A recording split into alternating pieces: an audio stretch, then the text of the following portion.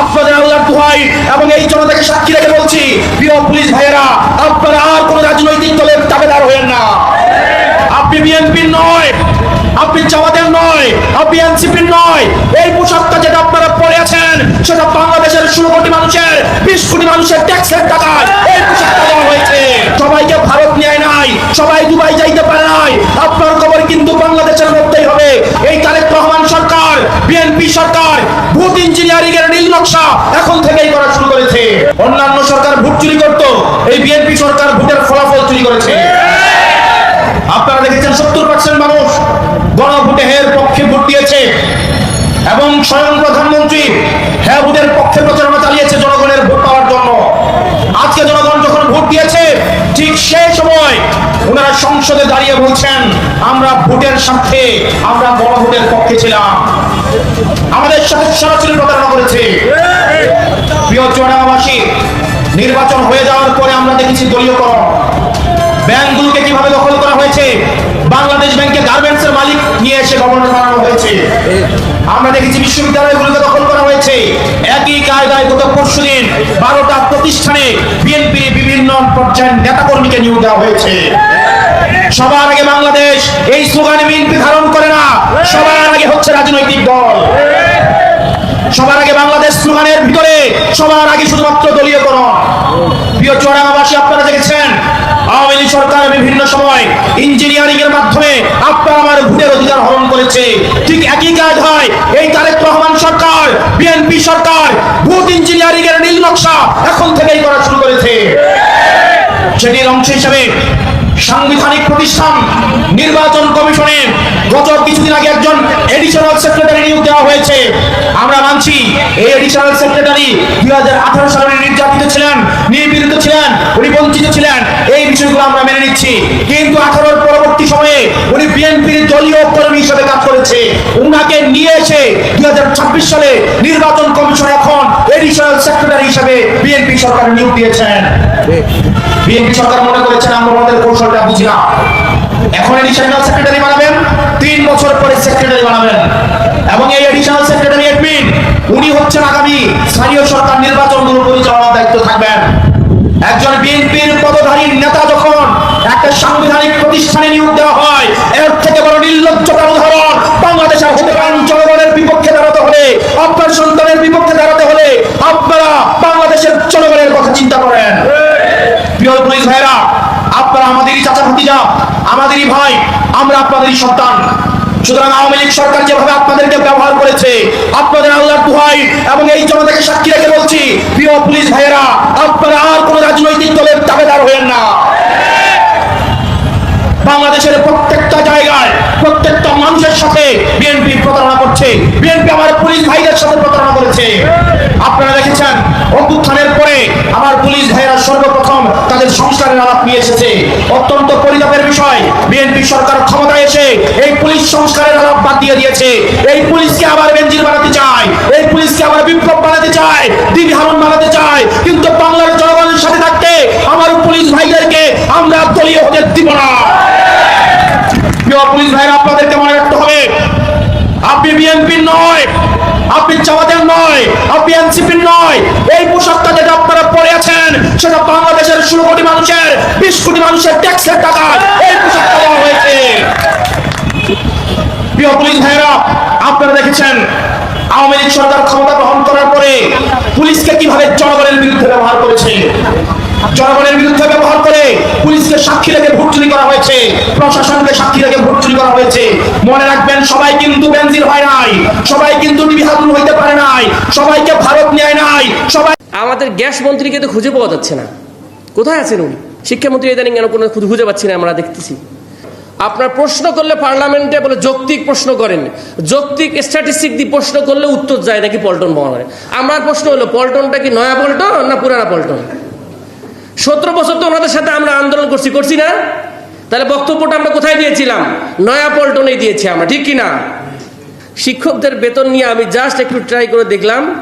বাংলাদেশের একটা শিক্ষক, মোরাললেস বেসরকারি শিক্ষক, 1,50,000 থেকে সর্বোচ্চ 3 লাখ। সেখানে সর্বোচ্চ জার্মানে ধরলাম 1 কোটি টাকার অধিক পায়। টাকা দিয়ে মেজার করতেছি না, বলতেছি যে কতটা ডিস্টেন্স আপনি ইন্ডিয়ার সাথে তুলনা করলে, ইন্ডিয়ার একটা টিচার অ্যাভারেজে 11 লাখ টাকা ইয়ারলি পায়। আপনি যদি মালয়েশিয়াও ধরেন, তারা প্রায় 19 লাখ পায়, জাপানে 56 লাখ, সাউথ কোরিয়াতে 63 লাখ, ফিনল্যান্ডে 72 লাখ। আমাদের টিচার হয়তো 72 লাখ চায় না, আমাদের টিচার একটু জীবনযাপন, একটা ডিসেন্ট লাইফ চায়, তাই নয় কি? এখন আসেন, আমাকে এক প্রাথমিক শিক্ষক পাঠিয়েছে, ভাই আমরা প্রায় 65,000 স্কুল নাকি শিক্ষক, প্রায় অনেকগুলা প্রায় 32,000 জায়গায় শিক্ষক এরকম আছে যাদের প্রধান শিক্ষকই নাই।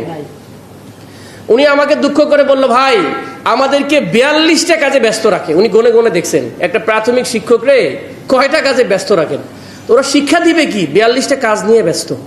এক সময় আমার এক বন্ধু ছিল, সে বলছে আর্মি থেকে পদত্যাগ করবো। ঘটনা কি? বলছে ভাই আমার কাজ কি, আর শেখ হাসিনা আমার করাই কি, সারাদিন আমাকে ইভেন্ট ম্যানেজমেন্ট করাইতেছে, আপনারা টাকা দেন আমি মেজর হয়েছি, কিন্তু আমাকে ওই ইভেন্ট ম্যানেজমেন্ট দৌড়াইতেছে। সো আমাদের শিক্ষকদেরকে আর এক কাজে দৌড়িতে দৌড়িতে শিক্ষার 12টা বাজিয়েছে। বেসরকারি শিক্ষক যারা আমার নন এমপিও ভাইরা আছেন, সরকার 1700টার মতো রেডি করেছেন, যেটা মোটামুটি ওকে। 6000-এর মতো যারা এতদিন থেকে চাকরি করে করে বেতন পায় না, 1700টা ওকে সব দিক দিয়ে, সেগুলোরও দেওয়া যাচ্ছে না।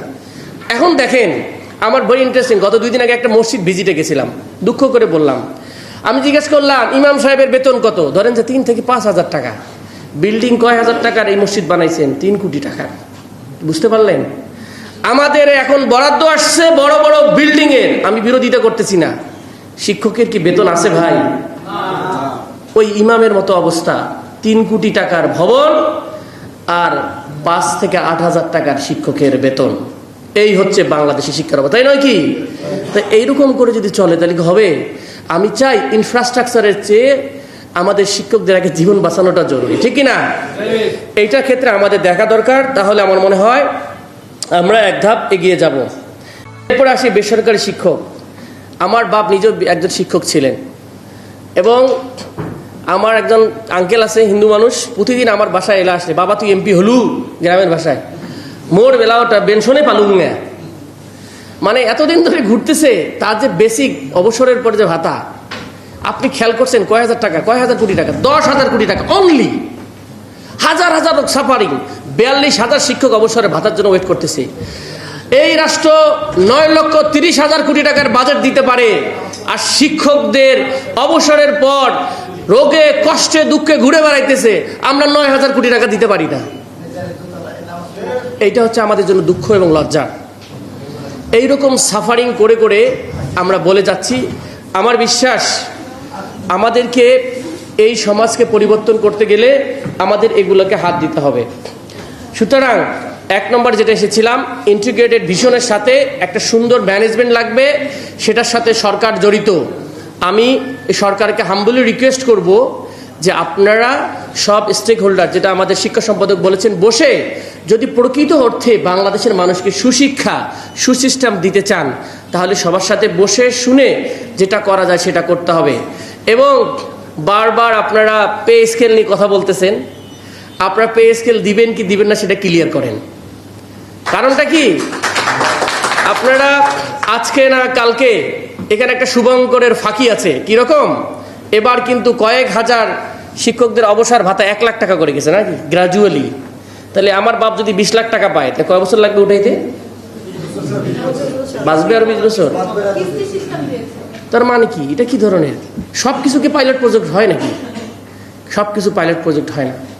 আপনি যদি এইরকম শুরু করেন পে স্কেলের ক্ষেত্রে, নাই তো গ্রাজুয়ালি এই বছর 500 করে বাড়াইলাম, আগামী বছর 1000, সব কিছু গ্রাজুয়ালি না। যখন চিন্তা করবেন ভালো মতো চিন্তা করবেন।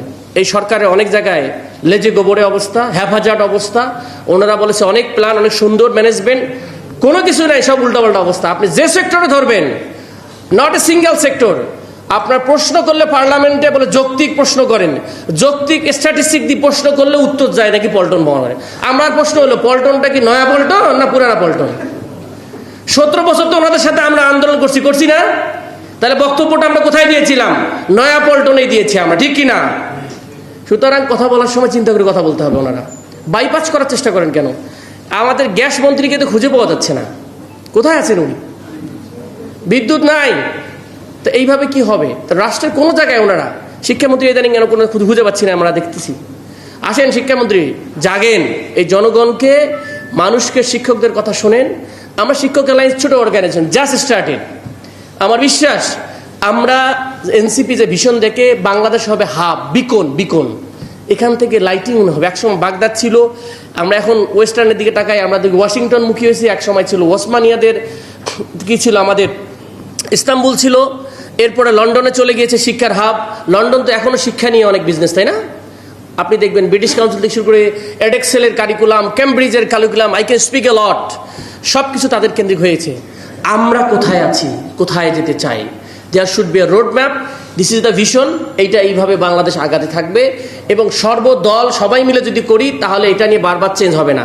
সকালে এক নীতি, বিকেলে এক নীতি, এটা হবে না। সরকার আসলে চেঞ্জ হয়, টেক্সট বুক চেঞ্জ হয়, প্যাটার্ন চেঞ্জ হয়, কারিকুলাম চেঞ্জ হয়। তাহলে কবে কোন দিন শিখবো আমরা? আসুন সবাই মিলে একটা কারিকুলাম ডেভেলপ করি যেটা সবার সাথে অ্যাডাপ্টেবল। এই অঞ্চলের মানুষের ধর্মীয় মূল্যবোধ, সামাজিক মূল্যবোধ, রাষ্ট্রীয় মূল্যবোধ সব কিছু মেনটেন করে একটা সিস্টেম দাঁড় করাই, যেটা আমাদের সন্তানদেরকে বড় করবে, আমাদেরকে সুন্দর করবে। সেই প্রত্যাশা রাখি ইনশাআল্লাহ। সেই রকম একটা বাংলাদেশ বিনির্মাণে এনসিপি আপনাদের পাশে থাকবে, শিক্ষক অ্যালায়েন্স পাশে থাকবে। সবাইকে ধন্যবাদ। আসসালামু আলাইকুম ওয়া রাহমাতুল্লাহি ওয়া বারাকাতুহু।